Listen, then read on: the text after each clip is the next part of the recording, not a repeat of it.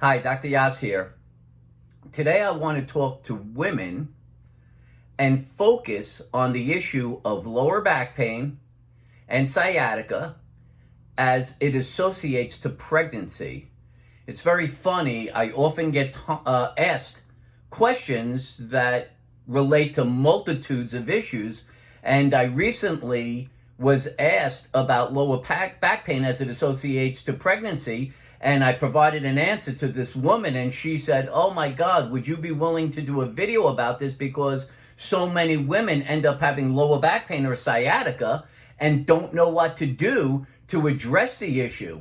So I said, of course, it is always my pleasure to spread the gospel and help people to understand causation of symptoms, especially when it associates with muscular causes, because muscular causes can so easily be resolved by understanding which muscles are involved and understanding how to perform isolated strengthening with progressive resistance to resolve the cause of symptoms. So in the case of lower back pain and sciatica, when it comes to pregnancy, most women who end up running into these circumstances and having these symptoms have very, very little recourse.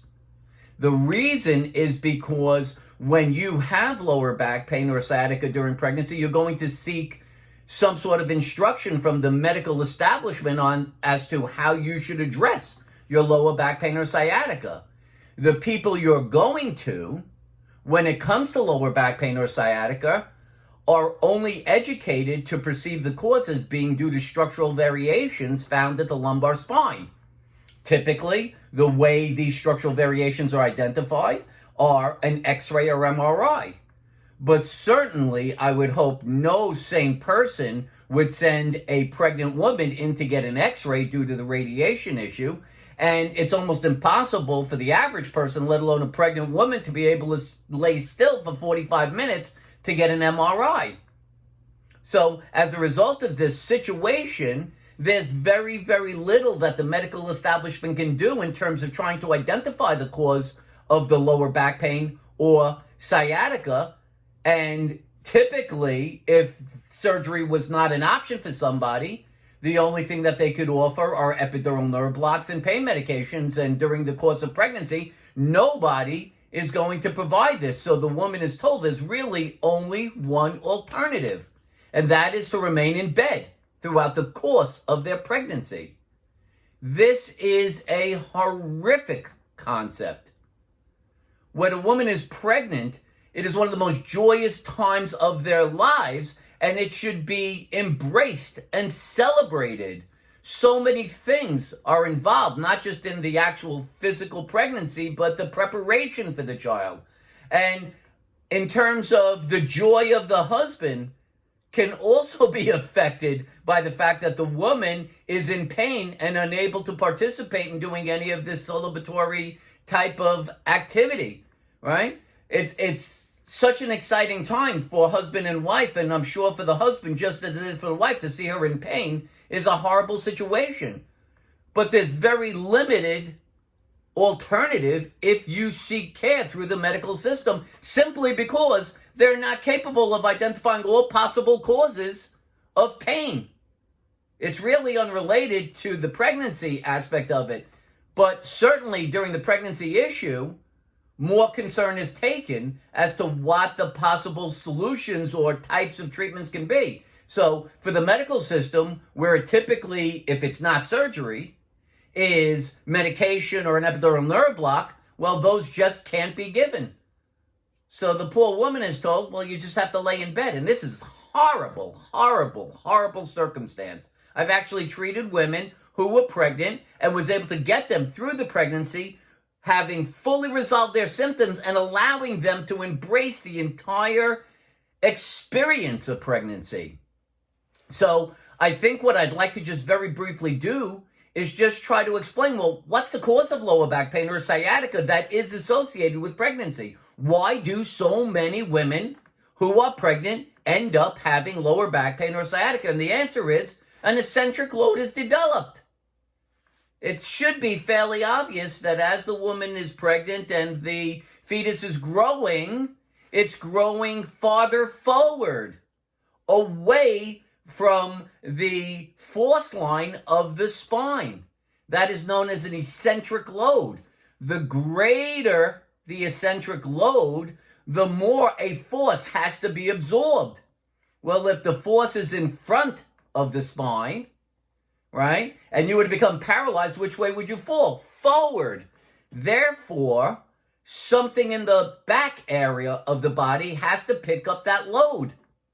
Oftentimes, it's going to be the lower back muscles. It could be the gluteal muscles. It could be the hamstrings. It could be the calves. It could be anything there, and any one of them, because this is a load that it was not designed to take, can strain and elicit pain.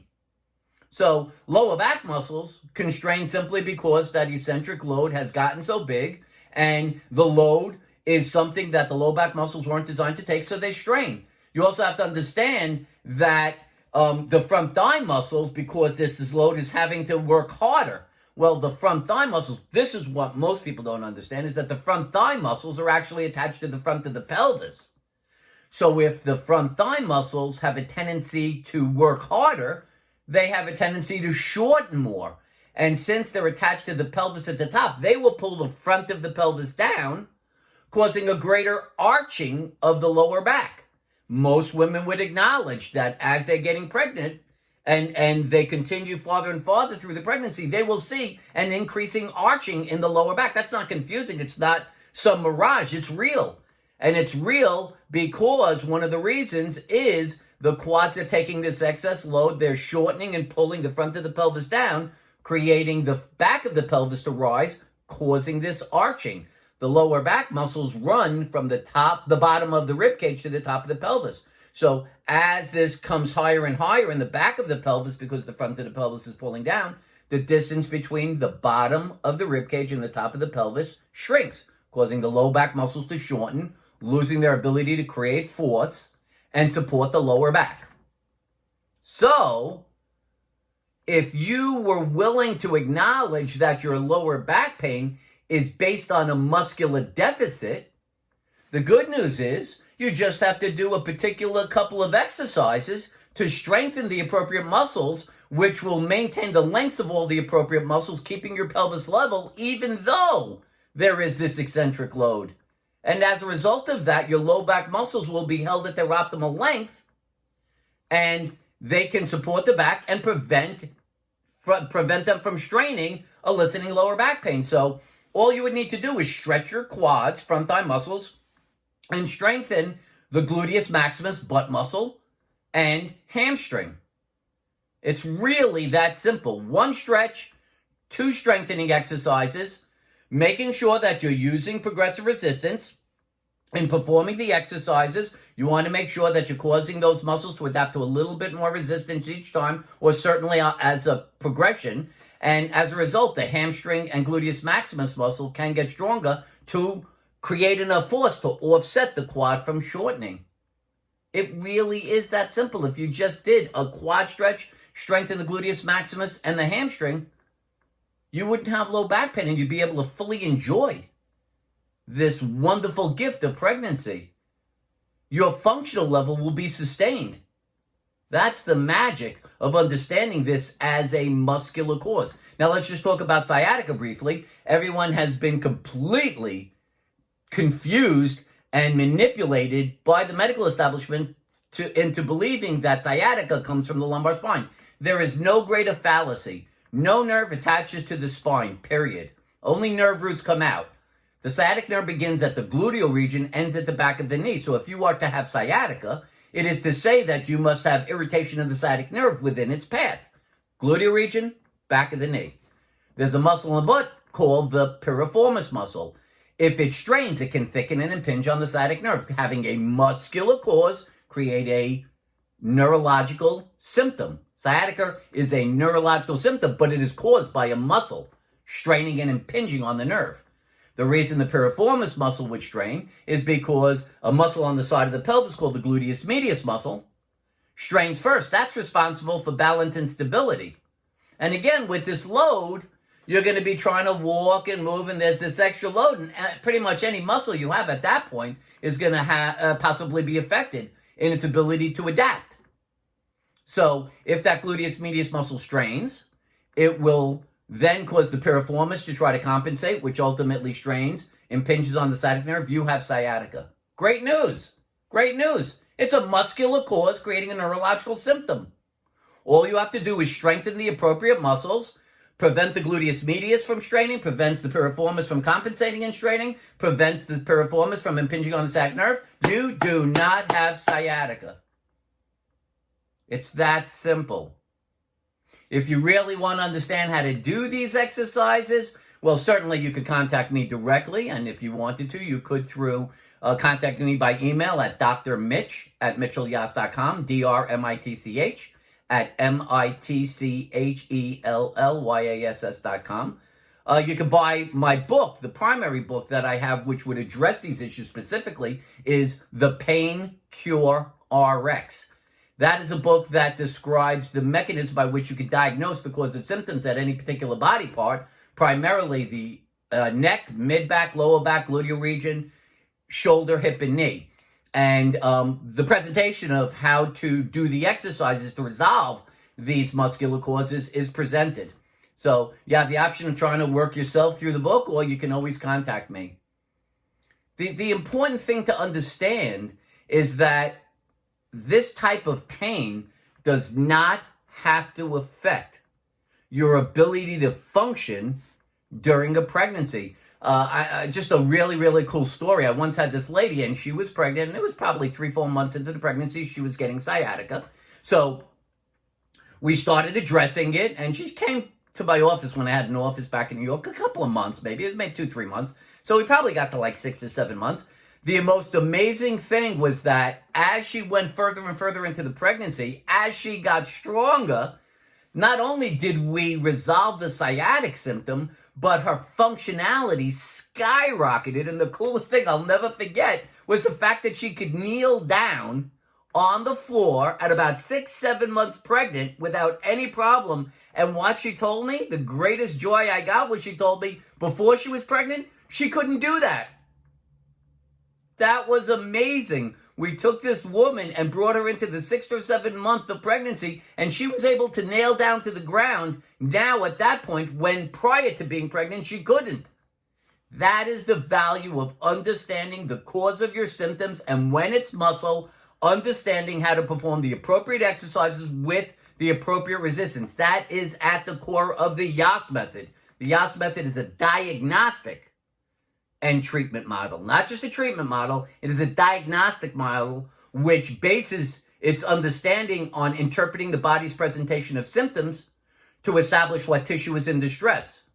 In 98% of cases, it's been shown it's muscle. Don't forget, muscular causes can't show up on diagnostic tests, and there's no medical specialty educated or trained to identify these causes. So if you have a muscular cause, they will remain undiagnosed because structural variations are what are found on diagnostic tests, and medical specialists are educated and trained to identify and treat those. So, for all you women who are having lower back pain or sciatica during their pregnancy, take heart, recognize that the highest probability is that the cause is muscular. The only alternative for you is not remaining in bed throughout your pregnancy. If you can recognize the cause as being muscular, you can see that there is a solution, and that is to isolate the particular muscles involved in creating your pain and using progressive resistance to make them strong enough to where their force output is greater than the force requirements of your activities, which will allow you to be pain-free and fully functional during what can only be perceived as one of the most beautiful experiences that anyone could experience. So, that's my little message to all the women out there. Hopefully, globally, women can get this message and just really enjoy with their spouse this incredible experience of pregnancy, all right? So if you like this video or any of the other videos on my channel, please give it a thumbs up. If you like what I'm saying on this video or any other video on my channel, please subscribe to my channel. It really helps me get greater awareness out there. YouTube and Google will actually put out and suggest my videos more when more people subscribe and like the videos. So please help me help more people get the message that pain control, pain relief, return of full function is within their hands, as long as they recognize that the Yas method is the path to diagnosing and treating the cause of chronic pain. For now, this is Dr. Mitchell Yas wishing you a pain-free, fully functional life. Bye-bye for now.